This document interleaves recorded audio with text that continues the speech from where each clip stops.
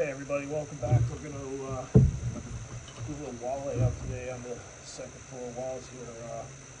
Starting my last set of outside walls. We left these ones off because this was our way of getting up and down. So one more set of exterior walls before we start cutting into the roof and building here.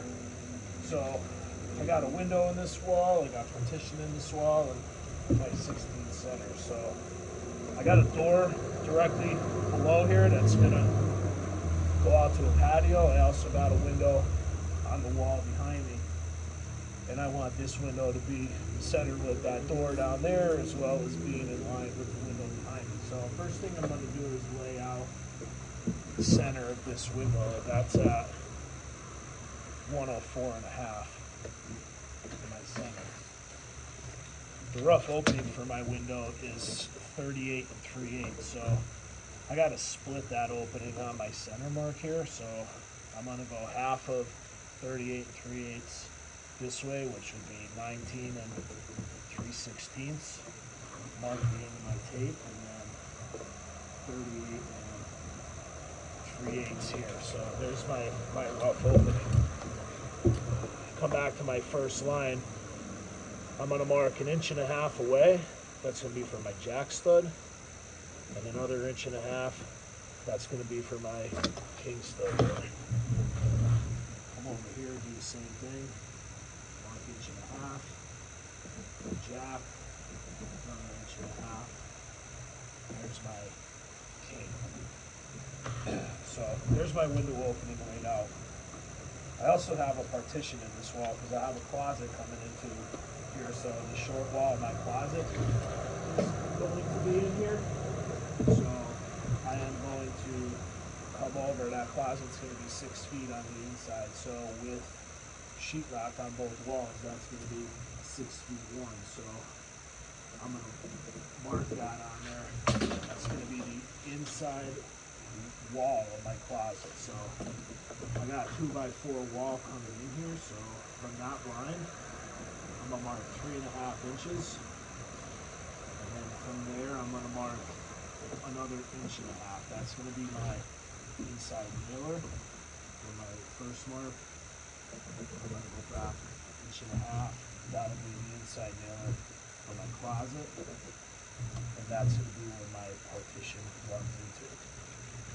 These plates, this is my bottom plate here. I have it lined up with my chalk line. That's 5.5 inches in from the outside of my framing.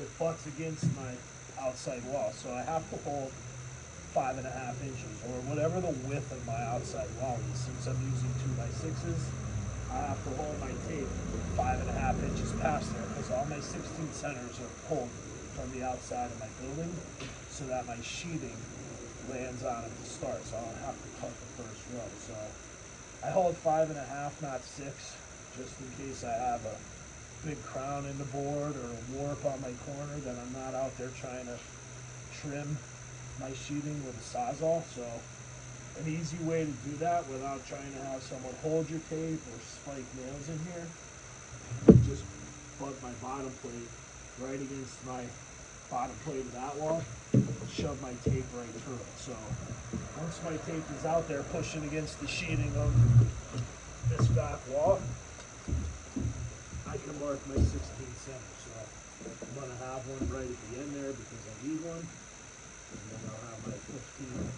there, my 31.25. I'm coming half the stud thickness back. So 1.5 inches stud minus 3/4. On my 32 center, I'd end up with 31.25. There's my 47.25, 63.25. My next one here lands in my partition, so I can see that. Now I'm inside my window opening, so at my 95.25, I have an X. I'm going to circle that because that's going to be a cripple stud, because it's in my rough opening. 111.25, that's also going to be one. And then I got one that's real close to my jack stud here. So my jack is right there. I'm going to skip that one because I don't really need it. because I'm not gonna have the edge of a piece of sheeting land on there, and it's so close. I'm just gonna let that one go, and then I'm gonna come to 111 and a quarter right there, which is a little bit short of my 12-foot walls, but again, I'm trying to stand 12-foot walls by myself, so I'm trying to keep it manageable.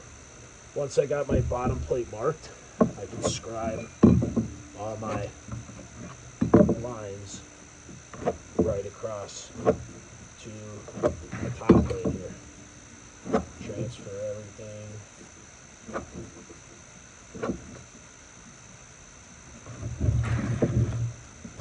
Cripples here. Top plate is not going to get any cripple studs because my header is pushed right up tight to the top of it. So I'm just marking in case you're in a situation where the header is not all the way up, or you don't have a load-bearing header on here that may require some cripples above. I'm gonna mark my partition next. So I got my nailer and my P, because my wall is running in this way. When I do my top plate, the top plate's going to be a mirror image of the bottom plate. So the P from here will go to right here. So when this flips upside down, they're on top of each other. Transfer that.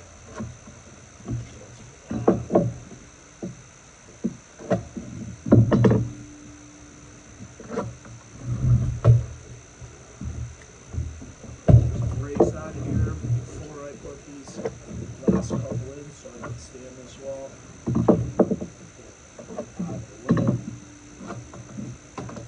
Now that I have all my X's marked, I can count all my material that I need. I already have my headers cut. We pre-cut and built all the headers before we started with out of our window schedule.